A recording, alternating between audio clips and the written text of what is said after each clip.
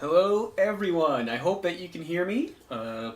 Just been getting things set up here. We're still a couple minutes early, so thanks to all the early birds for showing up tonight. It's been a rough day at the office, rough day for the archives family, been a rough year for everybody, so hopefully we can put a nice little bow on the year. Nice little ribbon on the year by unopening some fun treasures from our collection. Still got a couple minutes or so before we officially get going. So I just want to thank everybody in advance for coming. I can see that we already have some new subscribers to the YouTube channel, which is pretty cool since we've only done one show so far. And but yeah, it looks like we're gonna be making this a monthly thing every third Friday right here, YouTube, 7 o'clock. And as we get going here, I just want to acknowledge that we are on the traditional and unceded territory of the Snacks people. And you'll see the beginning of our show that actually ties in to some of the photos that you will be seeing tonight. And Greg is saying that he literally brought popcorn. Yeah. I want to give a shout out to all the folks watching, our socially distanced audience over at the actual archives office. I think there's 3 or 4 of you there, so hello to you guys and to everybody watching from the comfort of your homes. I understand we've got people watching not just here in the Kootenays, but over in Vancouver and over in Calgary. Obviously, tonight the big, big topics are the photos that we were lucky enough to receive from the museum here in the Cusp, and the photos that and the films, I should say, that we were lucky enough to receive from the estates of the Uyeda family. So it is 7 o'clock. I hope my volume levels are all right. Of course, there's nobody in this room. I'm all by myself, so I can't really hear myself. I won't know how it sounds for at least another 5 minutes or so until the other guests arrive.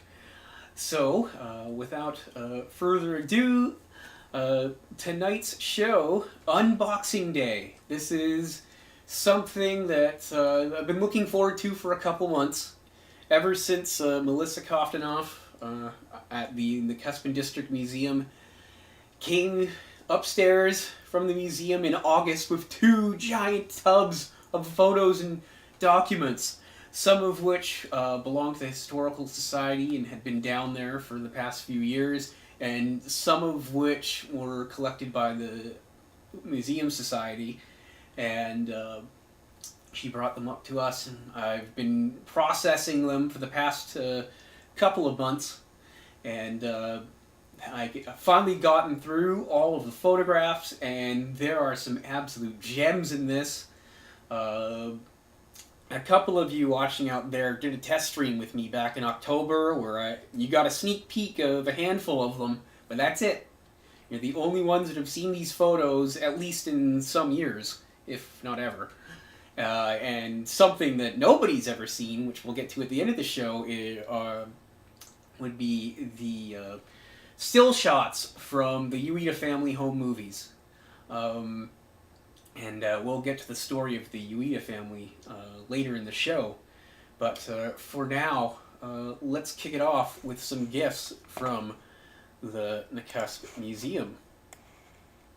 And elsewhere. Of course, it's not just photos that the museum collected, but it was photos that had been originally collected prior to the split between the museum and the archives. And so some of these photos haven't been seen in very many years. And I mentioned before about being on Snipes territory, and this is a photo I had been looking for years. My entire tenure at the archives, which is over 8 years now, the most requested photo was this photo. This is the photo of a Sinaiax family in a sturgeon-nosed canoe. Not sure what lake, but we know it's early 1900s, probably around 1907-ish. And this is the photo that was used on the cover of the booklet that was put out by the Historical Society in 1991 that talked about the lake's people. And when you search this photo online, it says credit Arrow Lakes Historical Society. We could not find it. But when that tub came up, the very first envelope in that tub had this photo in it, and I was so happy to find it. It's an amazing shot. And also in that envelope is this shot. 1907. This is Kuskonax Point. This would all be sand now because, of course, Kuskonax Point was logged, cleared of trees in advance of the flooding of the dam. But right into the first couple of decades of the 20th century, Sinaiax people were still using Nakusp regularly as a camp. And here's the proof. Again, a fantastic shot. This is a shot, it might have been taken or come from the collection of J.G. Kraft in South Slocan, we're not sure. But what we do know for sure is that these are the pictographs of amphibians that are at Cayuse Creek, right above Deer Park on the lower lake. And again, we lost so many pictographs with the flooding of the lake. Which is, of course, one of the many tragedies this valley has suffered. But there are still some that are found that you can see, such as these. This is at Trout Lake, and this is a Milton Parent photo. As you can see, it's color. This is August 1983, and the pictograph here is still quite visible. Yeah, again, a remarkable photo. Very rarely will you see anything like this around here because we've just lost so much of that, of those cultural sites that are now buried or compromised because of the reservoir. So, from the first inhabitants of the area, we turn to the settlement, the era of settlement, and here we find a great photo of the Nakusp waterfront around 1920 or so. As you can see, I'm pretty sure you can guess which one is the Leland Hotel on this photo, but you'll notice the hotel across the street from it.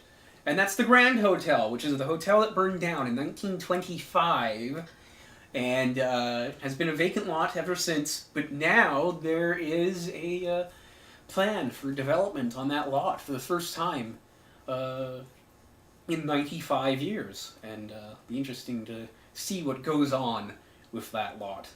And that's the government wharf in the foreground there. You can see that pretty substantial tugboat at the wharf. I like that shot. It's a much different looking waterfront than what we have today. This is the view from in front of the Grand Hotel, so this is the foot of Slocan Avenue, which is now 4th Avenue Southwest. And so you're basically looking from in front of the Leland southeast towards what is now the public wharf.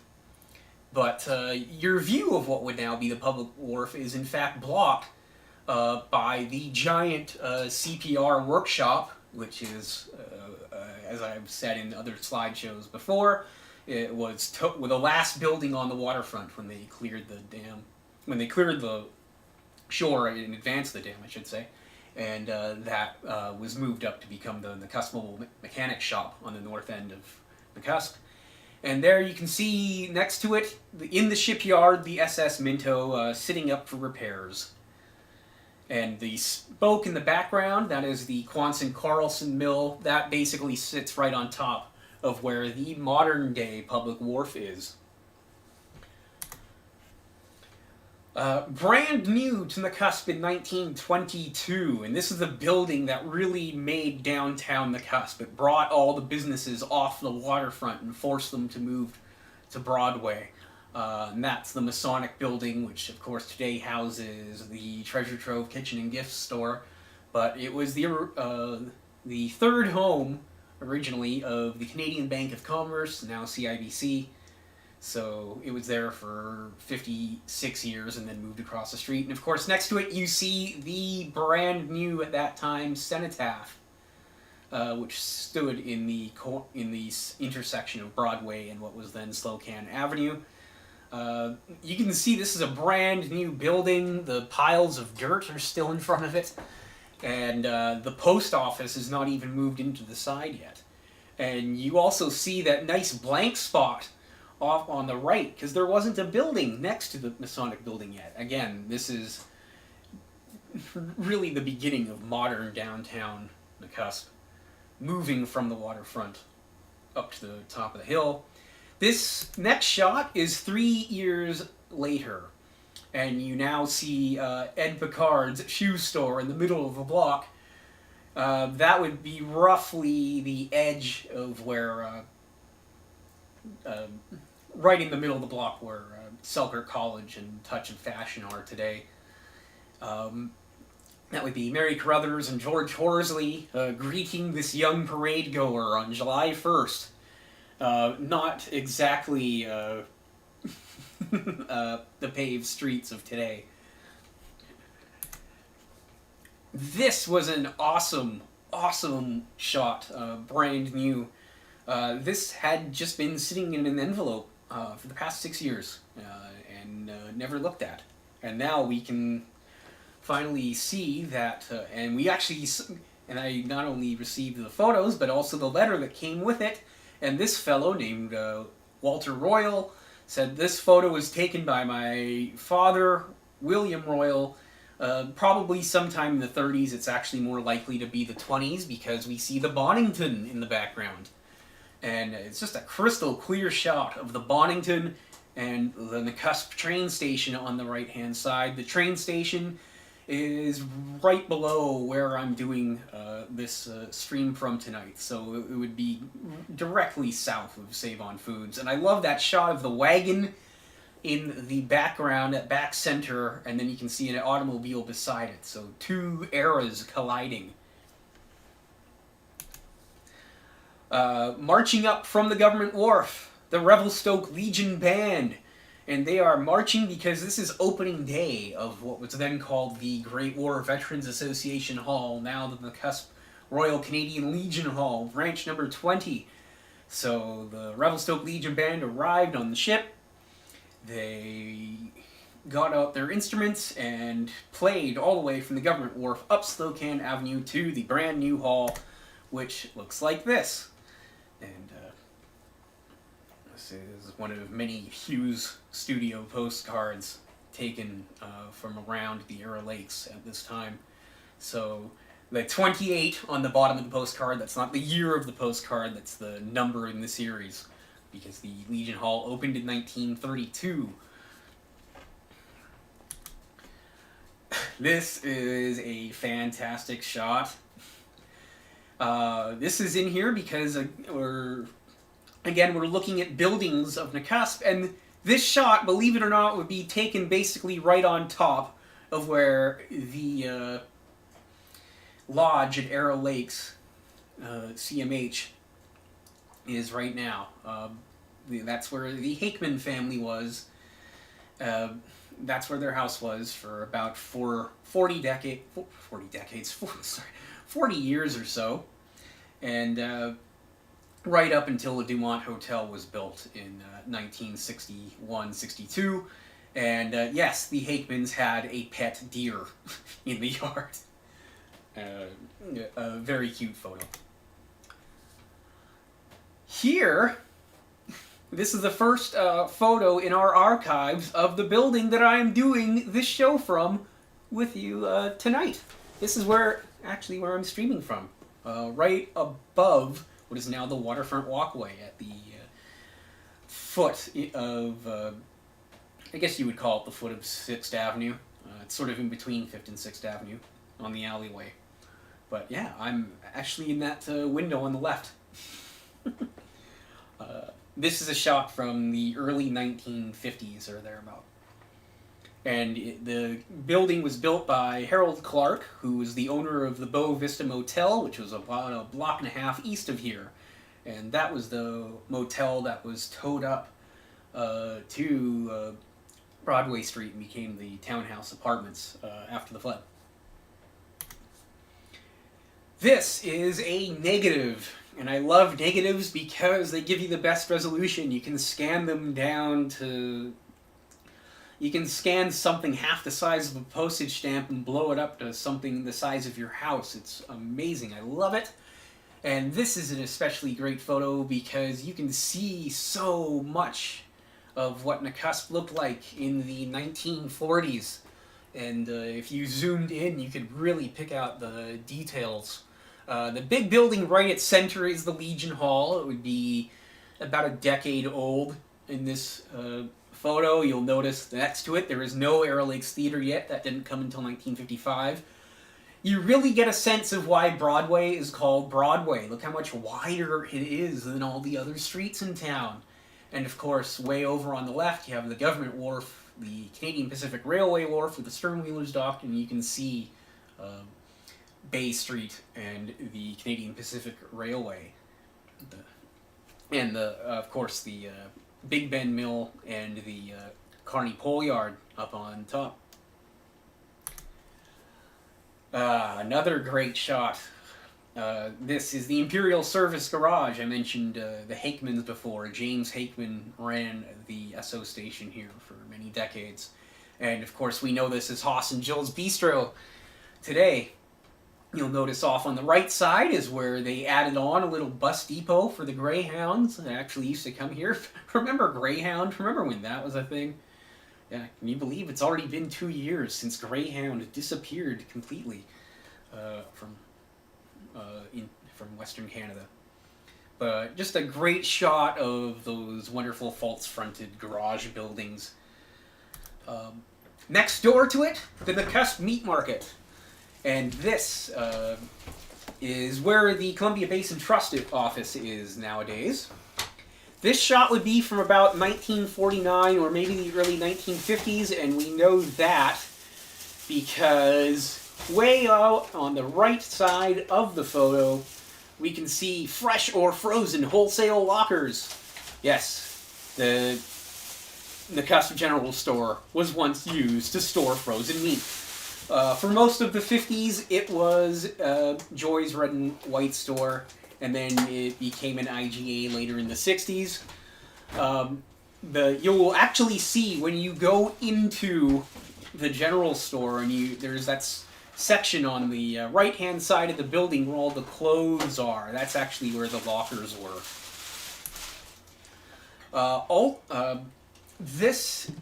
Two great shots, one from the side, one from the front, of St. John's Anglican Church in East Arrow Park. And of course, that is the church that is famously now located in the Cusp, towed up by barge. But here it is in its original home, sometime in the mid-20th century. Also in the same envelope as these two photos was a photo of St. Stephen's Anglican Church in Burton. Not too many photos of that. Unfortunately, it was a bit smeared, so I didn't include it in tonight's show. I think most Nakusp people can probably pick out this scene pretty easily, even though this photo is nearly 70 years old. This is the top end of Nelson Avenue, looking down toward the lake from the bottom of Government Hill. And other than a house missing on the left, it looks pretty much identical as it does today. Of course, there's no lines painted on the highway or anything like that, but if you really, really squint, you can just see the BA gas station sign in the background. And of course, that garage remains a gas station today. It is now an AFD. This also comes from that same set as the last photo and as the shot of the Harold Clark cabin. I mentioned the Bow Vista Motel. That's it on the left, right next to Harold Clark's actual house. And you can really see how it looks like the townhouse apartments, even though it's moved 2 blocks over. Again, the CPR workshop in the background. That gives you an idea of what Bay Street looked like in the 50s. By this point, all of the businesses had moved off the waterfront and onto Broadway. So this was mostly just industrial and a few houses. Summit Peak in the background, of course, high above the Spicer Farm. And also from the same set, this cute little guy getting a little tow down Broadway Street. You probably couldn't get away with this today. You think if the police caught you towing a toddler in a wagon down the middle of the street. And also, there's just way too much traffic nowadays. But you can see the courthouse off on the left, and Cyril Kershaw's pool hall off on the right, which would now be what's brewing on Broadway. And you can see that Bon Marché looked a bit different. The storefront stood out a bit more against the sidewalk. The top floor was built out a bit more later. At that same intersection, we have this fellow posing with a fish. And we know it's mid-century because there's curbs on the sidewalk now. There's no actual pavement on the sidewalk, so it's a curb holding back gravel. But it's nevertheless pretty neat photo. Courthouse and the Opera House in the background. The Opera House was built by Thomas Averill, and another house, or another building I should say, among the many built by Thomas Averill, was the Small Hall, officially known as the Parish Hall, meant to sort of serve as a community hall gathering space for the Cusp residents. During the 40s and early 50s, it was actually home to the Cusp Public Library on the top floor. And then in the 60s and 70s became a second-hand store called the Trading Post. Not the Trading Point, as I've for some reason written here. It's the Trading Post. There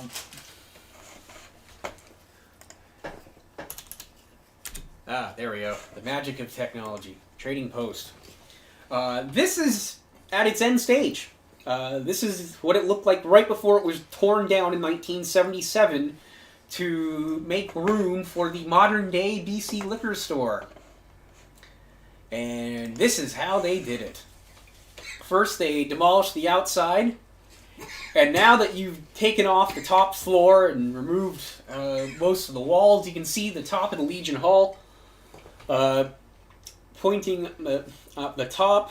Okay, I'm sounding good, apparently. That's good. Thank you, Trevor, for that. I'm happy the mic's coming through. I had to do a little bit of adjusting before we started.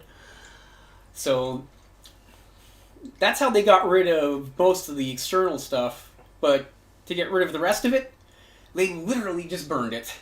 You can see the side of the Lord Minto, later Nick's Place, off to the left, and then the back of the Legion Hall again. The back of the movie theater on the right. Very dramatic.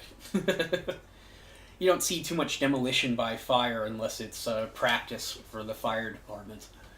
And of course the back of the courthouse there.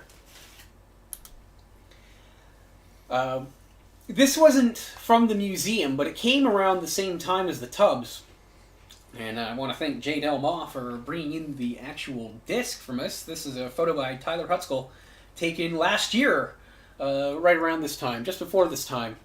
And this is the demolishing of what was the Happy Buddha and a number of other businesses over the past 120 years before that. Everything from Eugene Levesque's pool hall to the Hoshizaki's and the Cusp dry cleaning and laundry building. This is right next to the vacant lot where the Grand Hotel once stood. So there's the before and there's the after. There it is, coming down. Also on this CD were about 200 photos of all the sidewalk construction that went on here last year, and of course carried on this year. So a great treasure trove. I appreciate it when people recognize that things that happen today are historic as well as things that are in the past. It doesn't all have to be black and white. Events that happen now are just as historic, and I hope you remember that when labeling all of the 10,000 photos on your cell phone. This one I included because it has a flying bottle of champagne, and who doesn't love flying bottles of champagne? This is Rose Wright, the wife of Captain Walter Wright, christening the CPR's MV Columbia at the Nakusp shipyard, November 1948. This was a ship that was originally called the Surf Co. It had come from Alberni Inlet out on the island, and the CPR brought it in as a freight tug to supplement the Minto for the last few years of its existence, and this is the fourth tug that was named Columbia on the Arrow Lakes. Of course, with any large amount of photos, sometimes you just get photos that don't have any information on them. This is one of them. This was a set of This is from a set of negatives. And of course, you can't really write on negatives, and so you can't really tell where exactly this is. We assume it's the Arrow Lakes, but it's a pretty great photo nonetheless. I'm just looking at the size of the logger compared to the size of the tree, and can't help but think I don't think he did that himself. Probably had some assistance. This is the Cusp baseball team. This is either the late 1920s or early 1930s, but we have some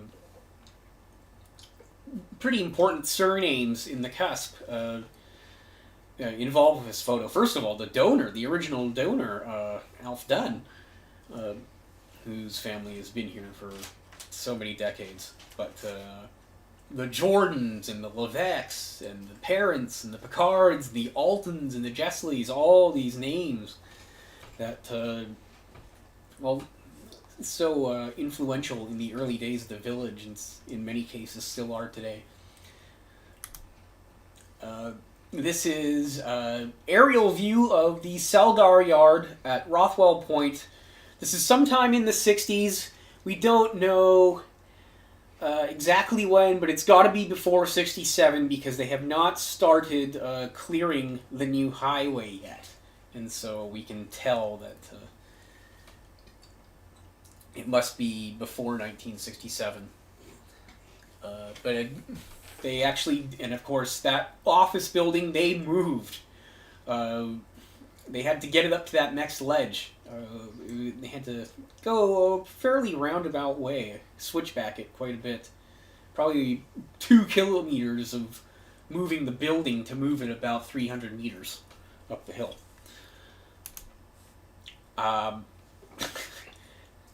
I know that when I'm looking for real estate, I want to go to wrong real estate. This is the very beginning of Ferguson town site above Trout Lake, 1896. And as you can see, they haven't even cleared the town site. There's stumps and slash everywhere, and buildings basically just consist of pieces of planking, plywood, and 2x4s surrounded, topped with a tent.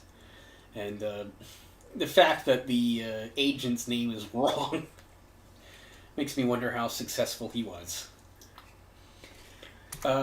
Ferguson boomed and then busted within a couple of decades. By 1930, it's already getting fairly abandoned. There's still a couple dozen people at this point, but most of these buildings are already starting to feel the effects of neglect. The big building that you see at the end of the street is the Lardo Hotel, and that was the last standing of the major buildings in Ferguson, and it fell apart sometime in the late 70s, probably. The Ferguson Hotel is the one with the big balconies at the center. And the True Fissure mine office would have been in this building closest to us. But as you can see, Ferguson, had sidewalks, and believe it or not, this is the exact same road that you still drive through when you drive through Ferguson today, and you see all those ski and snowmobile cabins. Sticking with the mining country, the Upper Lardo, this is a pack train packing cable up to Campbell in 1906. I've seen lots of other photos of this cable transfer. Literal tons of cable, as you can see by the immense number of horses it took to carry it.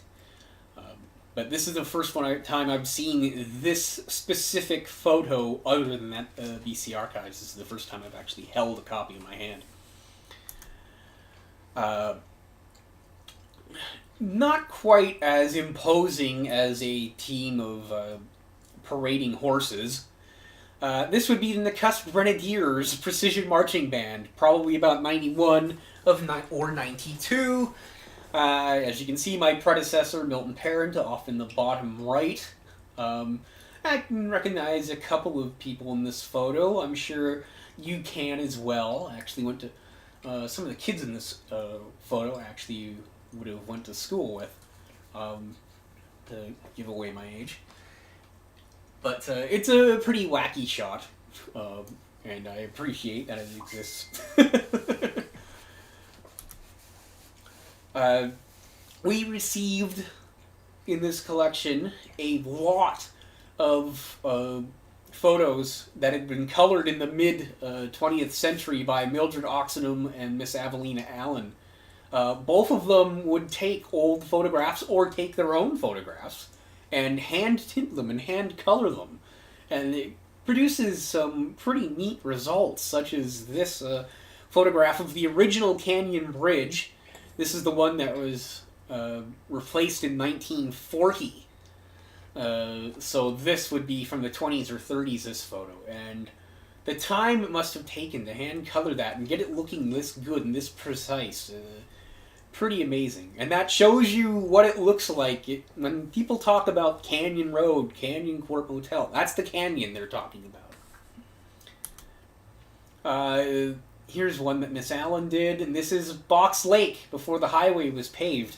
This is probably between the 20s and the 40s. The highway was paved at the end of the 50s, beginning of the 60s. Just a great shot. The Hamling family ranch would be off to the right. Yeah, very bucolic. This is by Mildred Oxenham, and this shows the view from basically looking out from the McPhee house or from the Leland Hotel in that part of town, looking out over the waterfront. You have Government Wharf at the bottom right there. Box Mountain in the back. And then, unfortunately, this one is glued into the frame, and somehow it has shifted within the frame. So that's why the photo's crooked, and you actually see what is plywood on the right. That's what it's affixed to. But it's a good shot of the Cusp in 1960. You can tell it's 1960 because the Cusp, they're actually starting to clear some new subdivisions at the right of the photo. And they've actually cleared the school fields, and if you squint, you can see the schools. But it also gives you a really good idea of how big Spicer's farm was at the bottom. I think a lot of people, when they see photos of Old Halcyon, they're used to looking at it like this. And this would probably be early 1950s or so. You can see this is taken from the new wharf. You can see the ruins of the old dock on the bottom, in and amongst all the driftwood. But that's the hotel on top, and that's the bottling plant where the spring water is bottled on the right, and the pools were inside the hotel. That's what it looked like at its most opulent. This is the not so opulent Halcyon Hot Springs. This is a small pool about 1910. And we know that the person on the left in this photo is named W. Stack. And we actually have his address in Vancouver on West 4th Avenue in 1910. Number 44 West 4th, which would almost certainly just be some business in Mount Pleasant today. Because you won't find too many houses there these days. A more modern shot. This is from the 80s, and this is out of the Milton Parents set. And these would be the still somewhat new Cedar Chalets up in the Cusp Hot Springs. The chalets were built by Virgil Weffel up in 1977. And I love that old sign on the front of the office chalet, right? This is a more recent one. Just a nice shot of the lobby of the Cusp Hot Springs building at night. And it's actually, this makes this one of the more recent photos in the collection. Hot Springs looked a bit different in the mid-1940s when Mel LaRue, who you can find many of his photos that either ones that he blew up or took, but from his collection in our collection now. And this is him. He in his teenage years he was a guide packing tourists up to the Cusp Hot Springs, and it gives you a good shot of not just all the supplies that he had to pack, but what the facilities looked like at the springs at the time. Go back even further. If you go to 1924, and you can see it's not exactly the Cedar Chalets and the campground and the fancy pools we know today. A collection of cabins, an on-site sawmill, a small picnic shelter. The roundhouse hadn't even been built yet in the center for the big picnics. Just a good shot. This is about the time that the Nakusp Hot Springs are formally taken over by a community-run provincial park board, and you start to see the improvements being made at the site. And I thought I'd cap off the museum photos with this fun little sequence. This is a plane crash off of Kuskonax Point.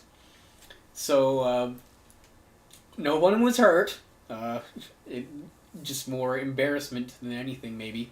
What happened here was the pilot and the passenger. The passenger happened to be a police officer here who was also the president of the Rotary Club. And the Rotary Club was having their picnic out on the Cusp Point, where you still have a lot of people gather during the summers for their outdoor adventures to this day. And so they were having a picnic, and the MV Beaton, which at the time was a ferry, was passing by. And so Don Pye went up in this plane, and they decided to do a flyby to sort of greet the people on the boat. I guess they got a bit too close to the water when they greeted the people on the boat, and that was the end result. And I guess the only reason it even started sinking was because when they landed, they damaged one of the pontoons, and so one of the pontoons was taking on water. That's why it was a bit tilted. So if you were on the MV Beaton that day, you got quite a show. So now we move to the second half of the show, and I want, before we get started, to thank Roger Pratt and Gwen Popove and Kathy Bone for coordinating this so that we were able to we were able to have 35 Super 8 films from the Uyeda family collection from 1956 to 1977-78, thereabouts, digitized down at TMTV in Long Beach. And TMTV gave us high-def versions, SD versions, and individual captures of every single frame of film in those 35 films. So I actually have 564,900 screen caps to sort through to put together this part of the show. Now, we're not going to show any movies per se because you really want to sit down and watch movies, and tonight's just a slideshow. And a lot of these are your standard home movies, Christmas gift openings and dinners and vacation photos, and of course, as cool as some of those vacation films are, I mean, it seems like the Uyedas went to every single World's Fair and Expo of the 60s and 70s, and there's footage in Japan and all throughout Europe and across Hawaii and North America. But I want to show... They captured lots of footage of Nakusp and the Arrow Lakes and the West Kootenai, and being the Arrow Lakes Historical Society, I figure, let's look at some of those today. There's some remarkable images in here. Now, of course, it is Super 8, so it's not the greatest resolution in the world. But before we get into looking at some of the highlights from those screen captures, this is Mr. and Mrs. Uyeda. So their house. So the family. Boy, that would be what, 65 years they lived. On what is now 7th Avenue, right next to the Arrowtarian Villa. The Uyedas came, Mr. and Mrs. Uyeda came from Kitakyushu, on the island of Kyushu in Japan. And they came to New Westminster, and where they lived for many years. They had 4 children. They had 2 girls, Terry and Mickey, and 2 sons, Masa and Atsu. Atsu was born with cerebral palsy, and Masa incurred some difficulties from being pulled out at birth with forceps. I strongly encourage you to read the book that Atsu dictated to his sister, called I, Atsu, and copies are available at bookstores around the West Kootenai. It's a short little book, about 40 pages of text and lots of great family photos, but it gives you an idea of all the challenges the family went through and all that they overcame to become very respected citizens of our community. Truly remarkable people. And it's such an honor to have been able to look through all of these films and have copies of them. And we haven't even got to the photos yet. There are thousands of photos and slides to look through, and I'm sure you'll see some of that remarkable content come through over the next couple of years, because it's going to take that long to get through them. So I mentioned Mickey and Terry. Anybody who is a Boy Scout in Nakusp will know Terry, because she was a Boy Scout troop leader for decades. And you can see the then brand new Nakusp High School in the back. So they're standing in front of their house. You notice there's no other houses around, because that was a brand new area of Nakusp. It was the last part of the original street grid to fill in. They were a very musical family. Very musical. And so many of these gifts openings that I saw in all those Christmas films are opening up presents and record musical instruments and record players and records. Very talented. That's Masa. And that's Atsu. And as you can see, playing with electronics with his dad. He had quite the engineer's brain and photographic memory. So, the very first film opens up with a Christmas gift opening, and the Uyedas waving outside the house with musical instruments, and then it cuts right to water skiing. And for some reason, this... I don't know why I found that funny. I just thought that was funny. Like I said, lots of shots of other towns. So you just catch random slices of life. Just a random couple walking down the street in downtown Vancouver, and you wonder who all these people are and what happened to them 60 years down the road. I'll let you sit on this one for a few seconds while you try and figure out where in the Cusp this is. This is from 1957. The building you're looking at is 8 years old. The house that you see across the street is still there. This is where the Bonington Arts Center is now. Yes, you are looking at the entrance to the Cusp Elementary School, which would have been built in 1949. So it's 8 years old in this photo. Again, notice no pavement, no fencing, nothing like that.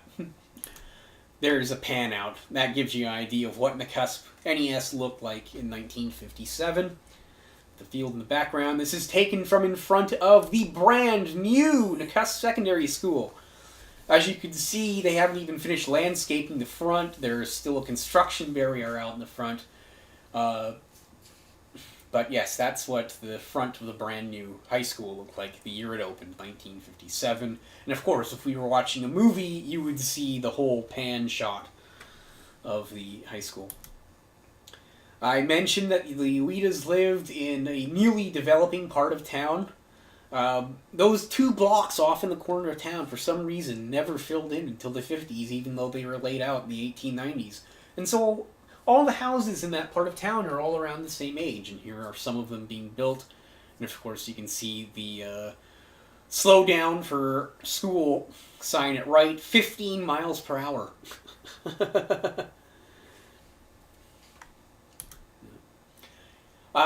So many unidentified people in these films. In a few months, when we can have people in the office again, if you were around during the 50s and 60s and 70s in the Cusp, I urge you, please stop by and help us put some names to these faces of people, because it's endless. Like I said, there's like 8 or 9 hours of film, and probably a third of that is things in and around the Cusp. So there's lots of people to be identified. It's just, you can't exactly label everything on a film. Especially when half the labels on the film canisters are in Japanese. And unfortunately, that is a language that I do not read. But some of these are pretty obvious. We saw a photo of the old Canyon Bridge before that. This was the next iteration of the Canyon Bridge. 1957. So this bridge lasted from 1940 to 1977. And then that bridge lasted for 30 years until the current bridge was built. So this is what was then Canyon Road. We call it Highway 23 now. Along that way, the then brand new Imperial Oil bulk plant, which was formerly located on the waterfront, but moved up in the 50s to what is now the lot next to O'Brien's towing and auto shop. And you look back toward town, and that's what it looked like. You don't see any Canyon Court Motel, you don't see the police station, you don't see the highways yard. It's just a straight path through the woods until you round the corner and go past the high school.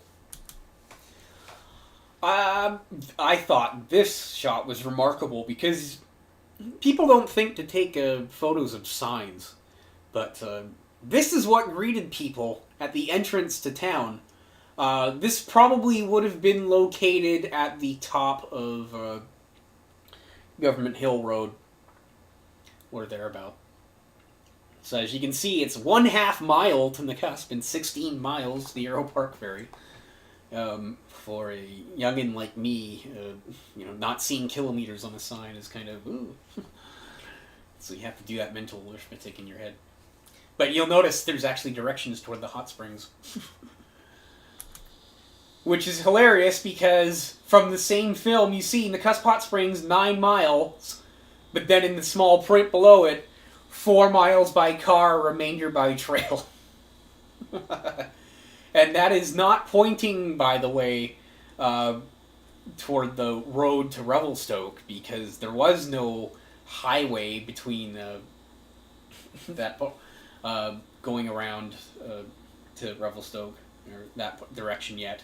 That's pointing up, that's leading you into Glenbank, because you had to drive up to Glenbank to the bottom of what is now the Hot Springs Trail, and was back then, and then you would park and hike up that way.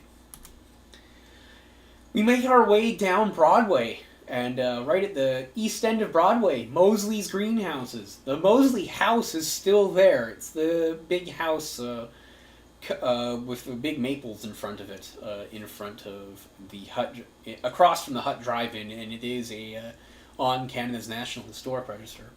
But the Mosley, Mr. and Mrs. Mosley did run a greenhouse out of it, and there's Mrs. Mosley. Thankfully, this all went in sequence, so it was pretty easy to identify everything. That's the Bluebird Cafe. And you can even see people dining in the window. That, of course, is now the Valley Food Store. The original Bluebird was torn down in '73 to make way for the current building. It was still the Bluebird until '79. Across the street, we saw the Imperial Service Garage before. There's the great sign in front of it, those classic Esso signs. And in the background, you see H.L. Miller & Son. That's Les Miller's insurance and real estate office. That is now where Deborah Rushfeldt's studio is. H.L. Miller bought his business, took that over from Lewis Edwards. And a lot of Lewis Edwards documents were found in these tub. Lewis Edwards came here in the 1904, 1905. So we go from Lewis Edwards to H.L. Miller & Son in the 1965, I want to say. H.L. Miller & Son sold to Mid-Mountain Realty, which morphed into Selkirk Realty in 1975. So there's that unbroken chain of real estate in the Cusp. There is the Nakusp Shell Service. Some people still call it the Shell. A lot of people just call it Napa nowadays. But that has been an auto garage since 1922. And a great shot of those vintage pumps. And to actually see it in color on top of that is fantastic. And then we move down the block, and you can see the Masonic Building. Next to it is the Broadway Cafe. And then Mamger's Paint Store. So those two buildings will now be occupied by Selkirk College. And then you can see Crafts Clothing. That is still a clothing store today. It's just called Touch of Fashion. And there's a nice little storefront. If anybody can help me identify this mystery storefront, greatly appreciated. We know it must be somewhere in that area of town. Is it on a side street? Is it on Broadway? We don't know for sure. But again, be really happy to have people be able to sit down one day soon and look through all these amazing films. In the middle of the intersection there, we see the Cenotaph. Again, if you are born after 1960, it is striking to see the Cenotaph there, because the rest of the street looks identical to how it does today. The theater's on the left side, and the old bakery is on the right. And there's Kuskanak's Mountain in the back, but that's Cenotaph. That is the BC Liquor Store, which had just taken over the Opera House building in the mid-50s.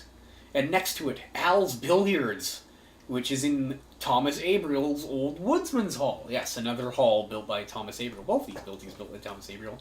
The liquor store, the Opera House, we now know that as Sean's Bike and Ski and Stay.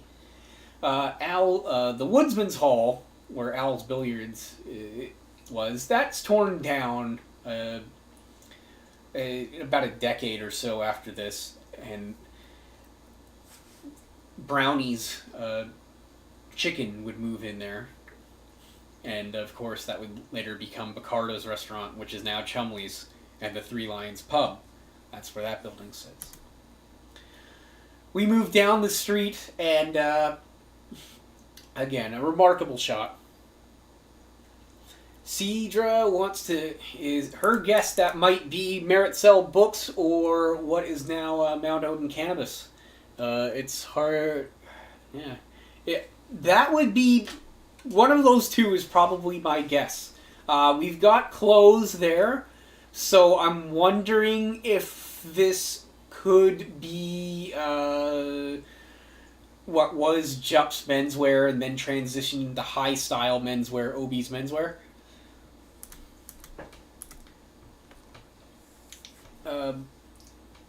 This building here is the manse for the Anglican Church, and you can, and then you can see the and then the actual church next to it, and those were demolished in 1968, and that is what Over 80, now Save on Foods, was built on top of, and they sort of sat in the middle of the block, and then or the church sat in the middle of the block, and the manse was more toward the corner. And there is the building that we work out of. So this is 1957. This is the year that the public library moves into the top floor. The schools have now vacated this building. Now the new elementary school, the new high school are built. And so the library moved into the top floor. When the village of Cusp incorporated, 8 years later, it moved into the other half of the top floor, and then the Connect Club moved their museum into the bottom floor around that time as well.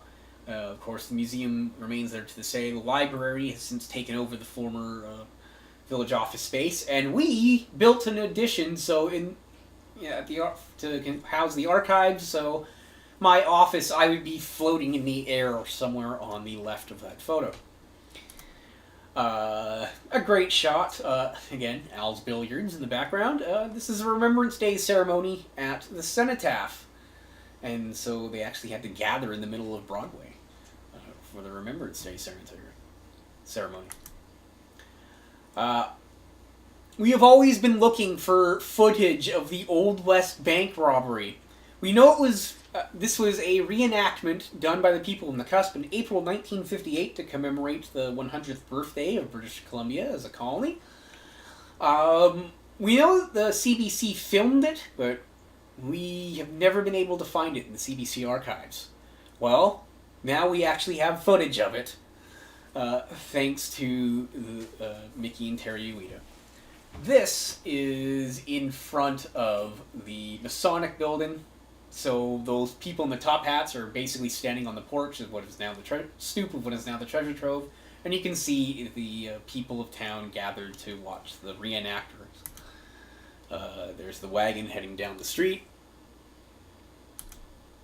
and all the people gathered on the street. You can see lots of old-timey 19th century costumes. Love that vintage Over 80 sign at the top right. Very few shots of this part of downtown at this time, especially in color. You can see the old Gardner Electric building there, which is now the Broadway Deli. We know a few of the people in this wagon. We know Bob Murphy and Noel Wilson, sorry, Leo Focal.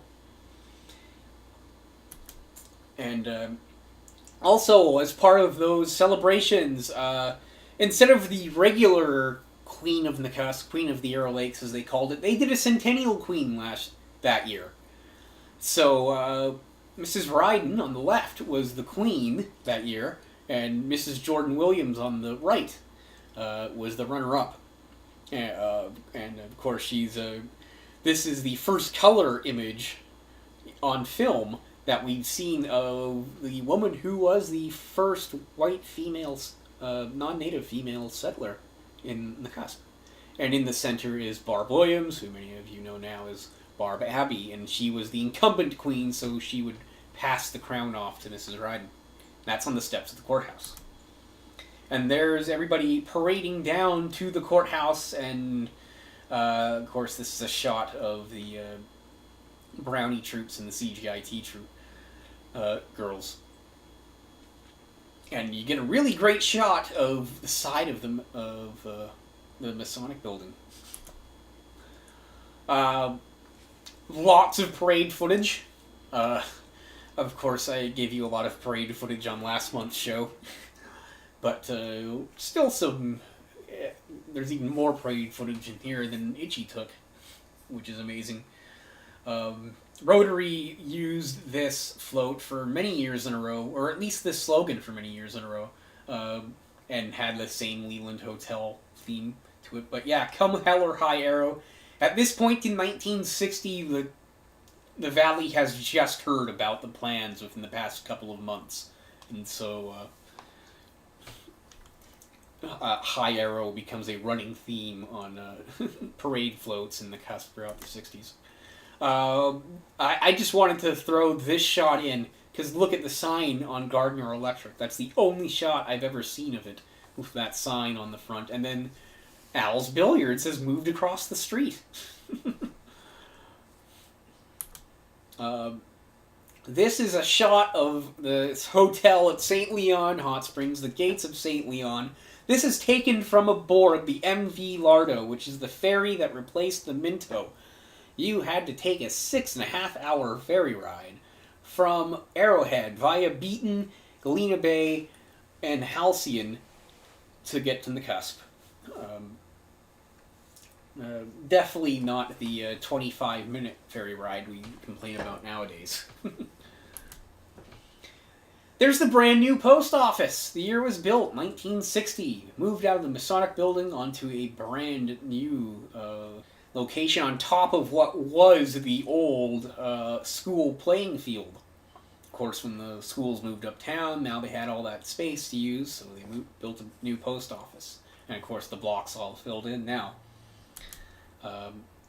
But that's the intersection of Broadway and Lake, now Broadway and 6th, and as you can see, the whole directional signs towards businesses is not a new idea here within the past 20 years.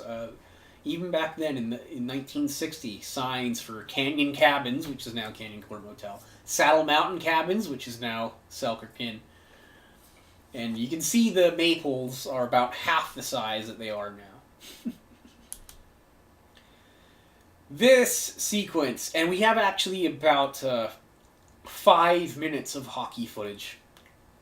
This is the first image I have ever seen in 31,000 plus photos, 8 years of working in the Historical Society. This was the first time I'd ever laid eyes on the Cusp outdoor skating rink. This would be located at the foot of Stevie's Hill, adjacent to where the Anglican Church is now. This was what Nakusp had to use for hockey until the arena was built in 1970. But as you can see, it's not the biggest rink. Not exactly regulation size, but just great footage.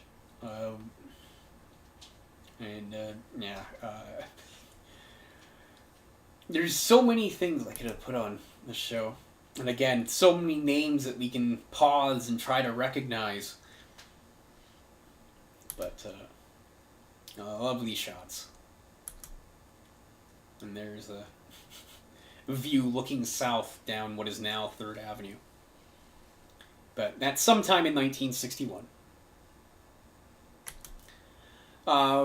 Some great shots of the vintage neon signs. Yes, we had neon signs in the Cusp. In the Itchy movie night last month, I showed you some of the neon signs of Vancouver. Well, we had neon in the Cusp too, folks. There's the Cusp Hardware. That's where Selkirk Realty is now. And there's the brand new Dumont Hotel, which of course is now the Lodge at Arrow Lakes. And just another great crowd shot where you get a look at. You can see on the left, it's kind of blurry, but that's the Cusp Credit Union. That's where Arrow Lake's Integrated Health is now. The Bon Marché next to that. The building that would also ultimately, the lot that would ultimately host the thrift shop building, and then what at the time would be Dr. Maxfield's office, which of course is now What's Brewing. And then you can see the block behind it is just trees. The Anglican church is hiding back there. 1962. There's the Queen float.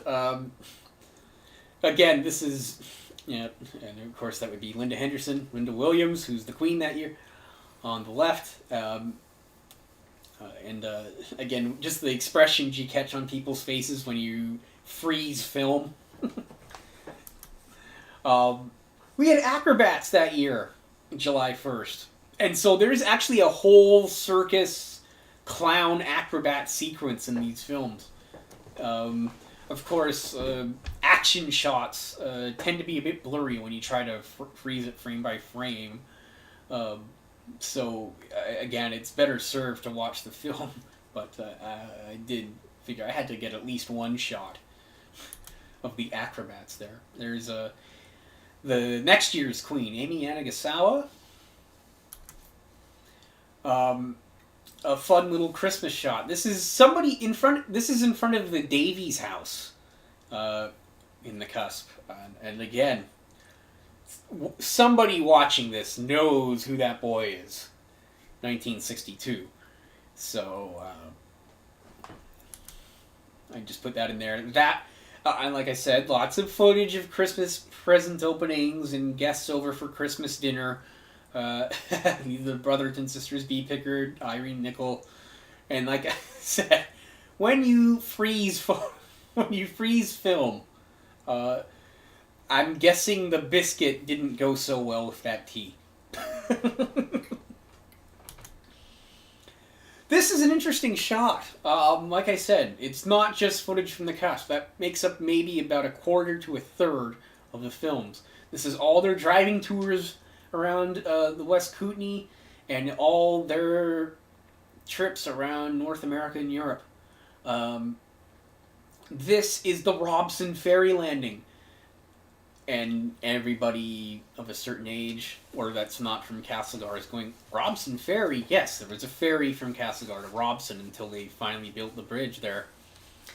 So this would be, you can see the directional sign at the top says Robson, Deer Park, and Renata one way, and then Nelson the other way, and then you have the store at the top. This is, and there's the...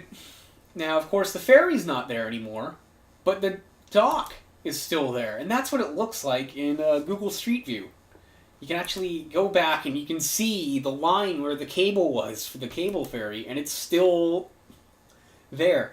This is right by the gas station, the Tempo station in Robson, if you're looking for it. And lots of street scenes all around the West Kootenay. So this is where, if Greg Nestroff starts looking at these films, he's going to be salivating. Waits News with the Nabob Coffee sign on top in the background there. And look at that Simpson Sears sign. That's Baker Street, Nelson, 1957. The old Greyhound Depot, the east end of Baker Street. And another great shot, 64. And, just all those great old neon signs. I can only imagine what this looked like at night. Oh, wait a minute. I know exactly what it looks like at night because I've been to Greg Nestroff's website. gregnestroff.wixsite.com/Kootenay Reader. Just search Greg Nestroff on Google. And, and then just search for Baker Street on his site. And there's some great shots of Baker Street at night. Palm Dairies Limited. Anybody remember buying Palm Dairies milk? I do. Vernon. Vernon Drugs, Vernon Civic Arena. Definitely not nearly as busy as Vernon is now. But, although you wouldn't know it with all those signs. This is a remarkable sequence. It's only about maybe 30 seconds of the entire film. But it's the Uyedas walking through Samden 9 years after the Carpenter Creek washout. And you can see all the demolished ruins of the flume and the buildings around it in the middle of Carpenter Creek there.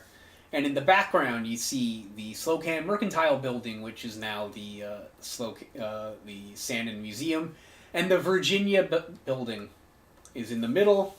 And then over right is the Sandon City Hall, and that's where the Prospector's Pit gift shop is now. There's a close-up of the Virginia.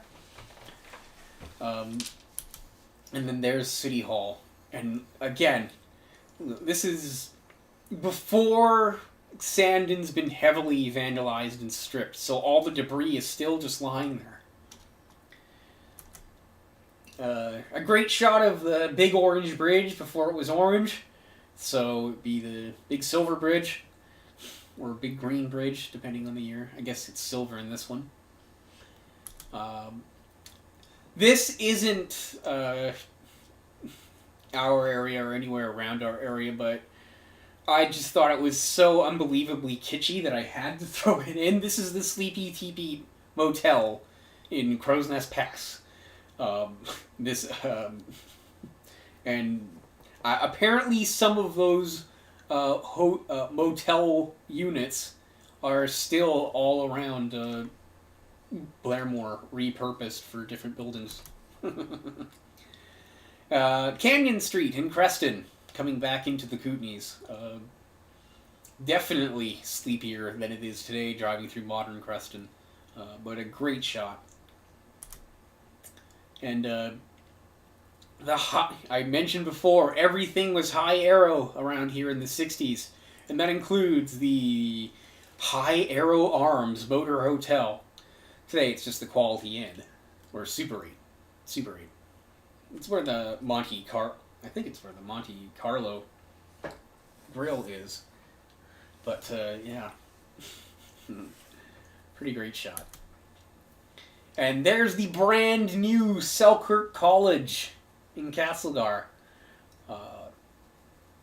Again, 1960s brutalist architecture. A smaller scale version of how Simon Fraser University was built at around the same time. But again, lots of, concrete. And then you drive up the road a little bit, and, yep, aerodam construction. There's lots of different shots. The Uyedas return to aerodam a couple times over the course of these films, and so you see it in different stages. But all very interesting stuff. Like I said, lots of parade footage, lots of July 1st footage, and everything then as now was based in the park. Only now we tend to do everything around the gazebo and the Cenotaph toward the beach. Back then they did everything on the rec grounds, which is where Helen Zelznick Park is now, including chuck wagon races. Yes, we had chuck wagon races here. I threw this one in, just hoping somebody will recognize some folks here. What's interesting in this one is that the guy at the top left has a goatee, which is very rare for 1966. Greg is saying, no, the Monte Carlo was a different spot. This is now the Black Rooster. Okay, so this is the other side. So High Arrow is the other side of the overpass. So this would be, where I guess, around where Bubbly's liquor store is. It's that hotel.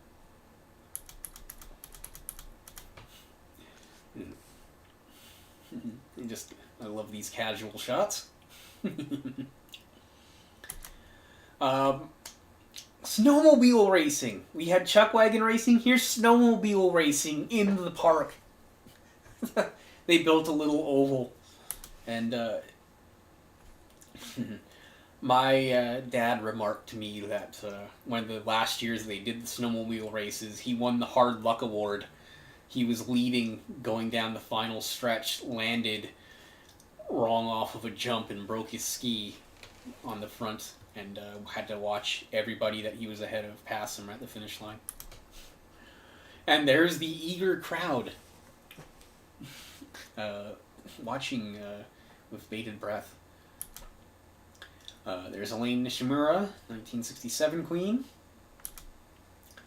1967, of course, is also the year that they leveled the Cusp waterfront to prepare it for the soil blanket erosion barrier they would pave over top of it.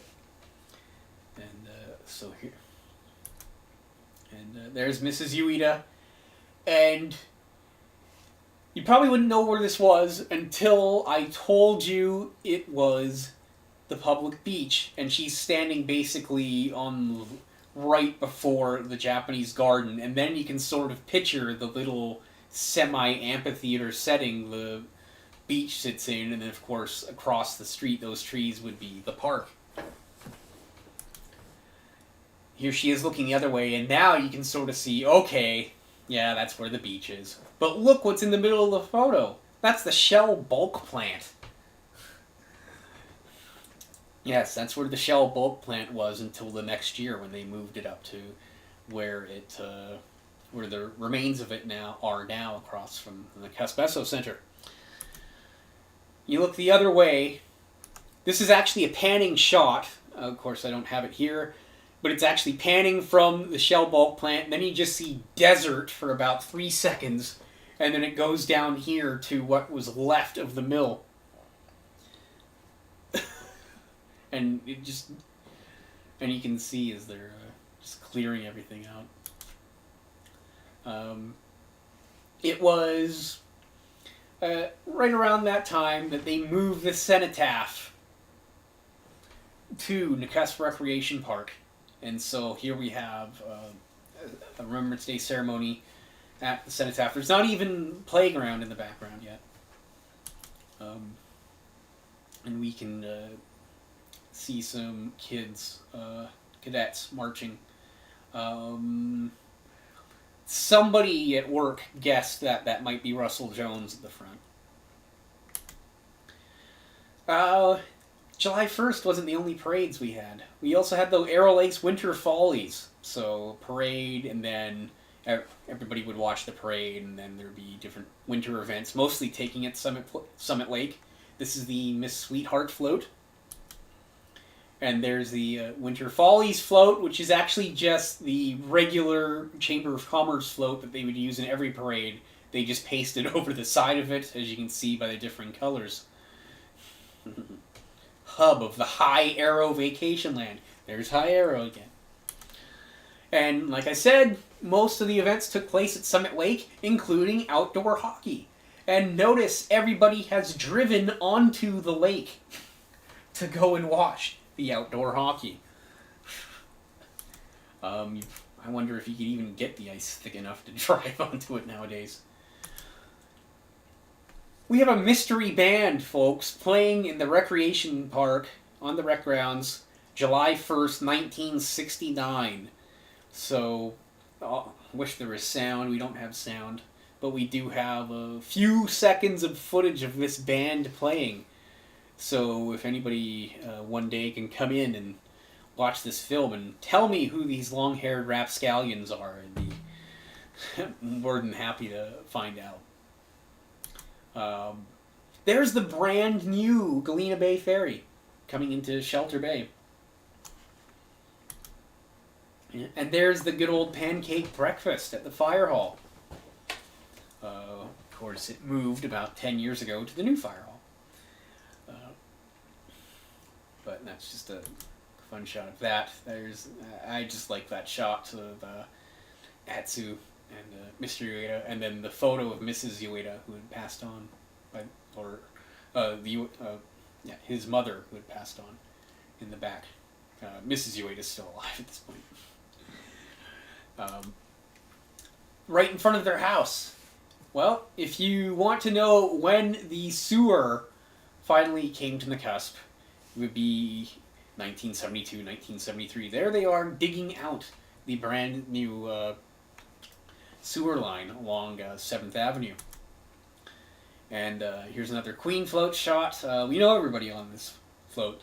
Yvonne Orr at left, Rosemary Williams at center, and the Queen that year, Hollis Barrow.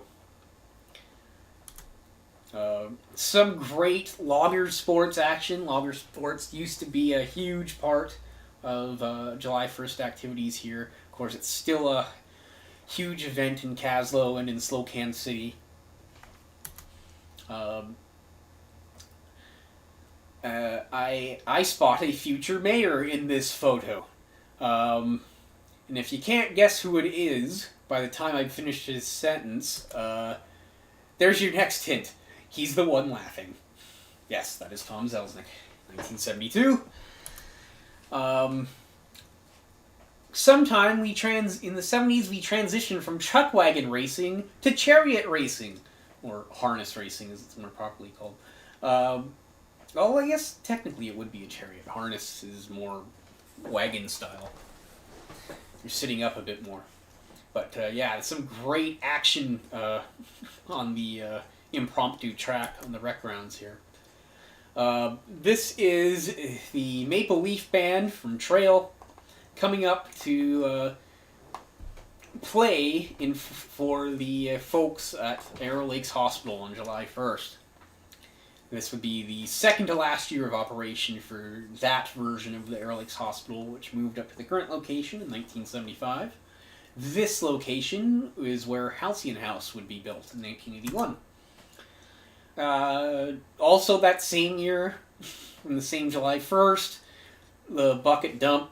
I guess you're trying to outrun the bucket before the water falls on you. Opening Day, Hot Springs, 1974. We've seen photos of it, but this is the first footage I've seen of it. I believe that is judging by photos that we have of this opening, I believe that is the back of Hoss Can's head at bottom center. But yeah, it's just crazy to see. There were about 300 people at the opening day of the Nakusp Hot Springs.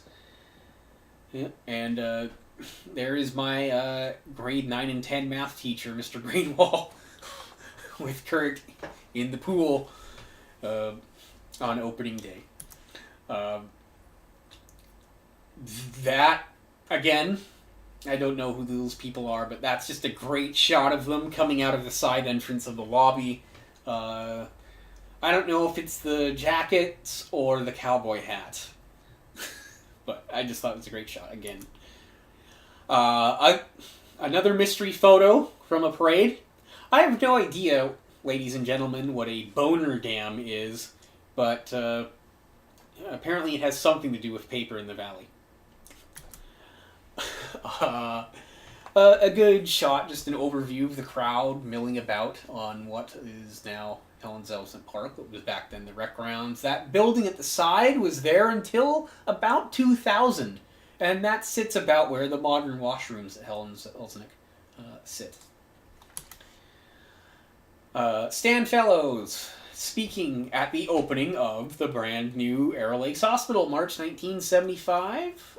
He was the head of the hospital board at this time. 10 years later, he would become mayor. Here is some road work on the road between Beaton and Camborne. Fish River and Conflicts River. So a slide happened this year, and I guess that was part of a field trip that some of the seniors of the town went on, and a couple of these seniors' field trips were filmed. So we got some interesting footage from them. Here they are at Ione Falls in 1977. This would be about a handful of years into its existence as a roadside rest area. Here's a great shot of the Maypole dance at New Denver May Day, 1977. And snow sculptures at the high school. 1978, obviously those aren't high school kids, but for many, many, many years as part of the Winter Follies, there was a snow sculpture competition between the different grades, and they would create all of these different pretty inventive snow sculptures. And to end the show, like I said, there's lots of vacation footage and lots of out-of-town footage. But one of the very last films in the canister wasn't a modern film, and it wasn't and it wasn't in color either. It's footage of Japan. And it would have had to have been in the 20s or 30s. We know that Mr. Uyeda went back to Kyushu in 1928 to meet his wife and bring her back to British Columbia. And I'm guessing that's about the time that this footage would have come from. The film itself is about 15 minutes long, and it's all footage of a rural village on Kyushu, on the island of Kyushu. And you can see like the contrast of this very medieval looking village with brand new technology like bikes and telegraphs slowly creeping in as Japan modernizes, and it's so interesting. Like I said, I'm guessing it's late 1920s, but I would not necessarily be sure. It could have been from the 30s. Certainly couldn't have been any later than the 30s. But it's stunning stuff. I imagine one day we wind up putting it up somewhere.